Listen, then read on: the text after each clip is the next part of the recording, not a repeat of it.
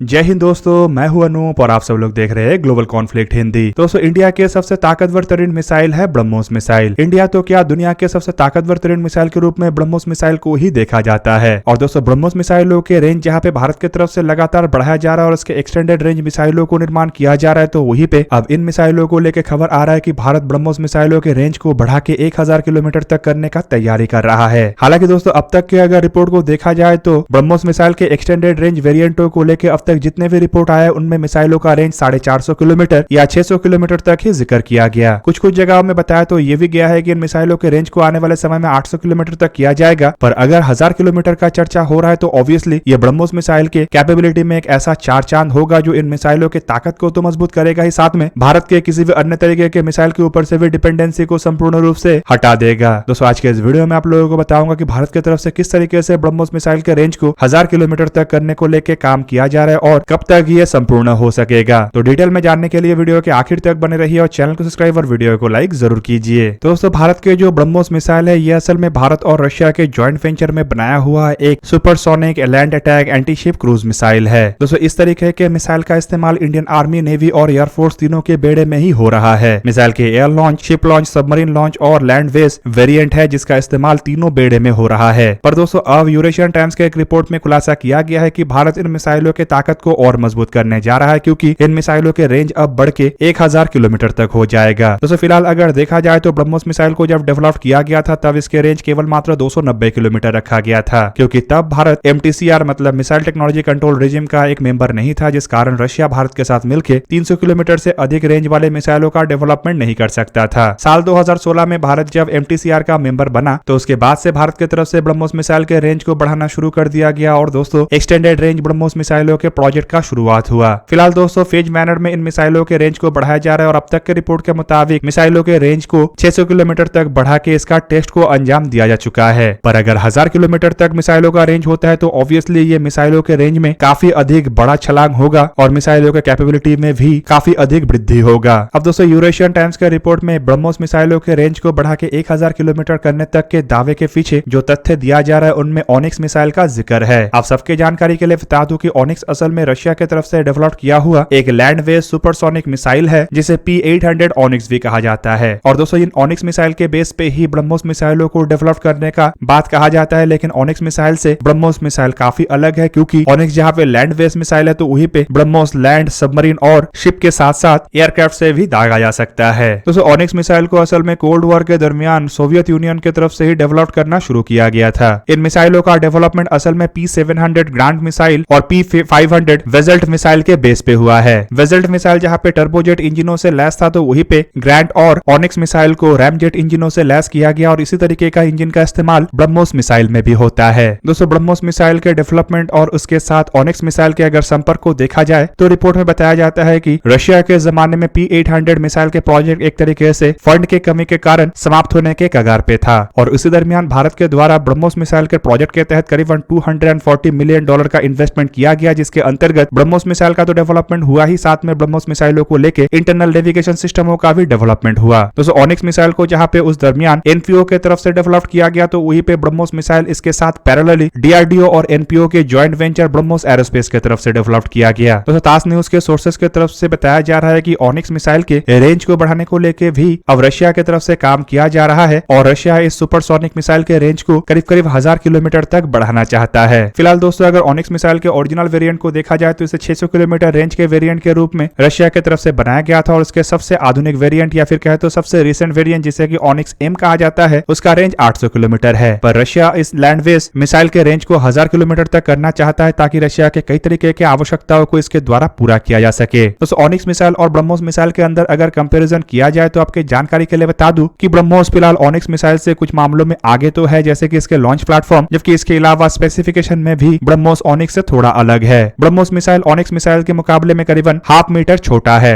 Onyx missile का लंबाई जहाँ पे 8.9 मीटर है तो वहीं पे ब्रह्मोस मिसाइल का लंबाई 8.4 मीटर है। वहीं पे डायमीटर के मामले में भी भारत के ब्रह्मोस मिसाइल 0.1 मीटर छोटा है। ओनिक्स मिसाइल का जहाँ पे डायमीटर 0.6 मीटर है तो वहीं पे ब्रह्मोस का डायमीटर करीबन 0.5 मीटर है। पर दोनों मिसाइल का जो वजन है वो समान है। दोनों मिसाइल के वजन ही करीबन 3 टन मतलब 3000 किलोग्राम के आसपास है। दोस्तों, बेसिकली दोनों मिसाइलों को एक ही तरीके से या फिर कहे तो एक ही वजन आकार के आसपास रखा तो गया है, लेकिन डेवलपमेंट के दरमियान MTCR के नियमों के कारण NPO की तरफ से ब्रह्मोस मिसाइल के रेंज को ऑनिक्स मिसाइल के मुकाबले में करीबन आधा कर दिया गया और करीबन 290 किलोमीटर तक ही स्टैंड कर दिया गया। पर दोस्तों अब ब्रह्मोस मिसाइल के एक्सटेंडेड रेंज वेरिएंटों को बनाने के आड़ में MTCR के और किसी भी तरीके के रूल और रेगुलेशन नहीं आ सकेगा, क्योंकि भारत इसका एक्टिव मेंबर बन चुका है। दोस्तों MTCR के मेंबर बनने के तुरंत बाद ही भारत की तरफ से ब्रह्मोस मिसाइलों के एक्सटेंडेड रेंज वेरिएंटों को बनाने को लेकर काम शुरू कर दिया गया था। और पहली बार जब एक्सटेंडेड रेंज ब्रह्मोस मिसाइलों के टेस्ट किया गया था, तब आपके जानकारी के लिए बता दूं कि मिसाइल में कोई अतिरिक्त फ्यूल का इस्तेमाल नहीं किया गया, बल्कि केवल मात्र जो फ्यूल इजेक्शन सिस्टम है उसमें ही बदलाव करके मिसाइल के रेंज को करीब करीब दुगना तक कर दिया गया था, जो कि एक तरीके से दर्शाता है कि डेवलपमेंट के दरमियान मिसाइल में इतना स्कोप रखा गया था कि मिसाइल के रेंज को बढ़ाया जा सके। बताया जाता है कि पहला जो एक्सटेंडेड रेंज ब्रह्मोस मिसाइल का टेस्ट किया गया था वो असल में 500 किलोमीटर रेंज वाले ब्रह्मोस मिसाइल था, जिसे ब्रह्मोस ER कहा जाता है। तो साल 2017 के एरो इंडिया के शो के दरमियान भारत के द्वारा पहली बार ब्रह्मोस मिसाइल के एक ऐसे वर्जन को भी डेवलप करने का बात रखा गया था जिसका रेंज करीब करीब 800 किलोमीटर होगा। ब्रह्मोस एरोस्पेस के अधिकारियों की तरफ से तब यह भी जानकारी दिया गया था कि मिसाइल के रेंज को 800 किलोमीटर तक बढ़ाने के लिए मिसाइल के जो रैमजेट इंजन है उसके परफॉर्मेंस को ऑप्टिमाइज किया जाएगा और इसके साथ मिसाइल में इस्तेमाल होने वाले कंपोजिट को रिड्यूस करते हुए इसके वजन को हल्का किया जाएगा, ताकि यहाँ पे एनहांस फ्यूल लोड को लगाया जा सके। अब यहाँ पे आपके जानकारी के लिए बता दूं कि ब्रह्मोस मिसाइल के रेंज को बढ़ाने में जो सबसे बड़ा दिक्कत है वो है इसके वजन और एक्सटर्नल डायमीटर, क्योंकि रिपोर्ट में बताया जाता है कि ब्रह्मोस एरोस्पेस की तरफ से इसके रेंज को तो बढ़ाया जाना है, लेकिन इसके डायमीटर को बदला नहीं जाएगा और ना ही इसके वजन को और बढ़ाया जाएगा। मतलब यहाँ पे मिसाइल के रेंज को बढ़ाना एक बहुत बड़ा चैलेंज हो सकता है, क्योंकि अतिरिक्त फ्यूल को यहाँ पे कैरी करने के लिए मिसाइल के कंपोनेंटों का या फिर कहे तो मिसाइल के पार्ट के वजन को कम करना आवश्यक है।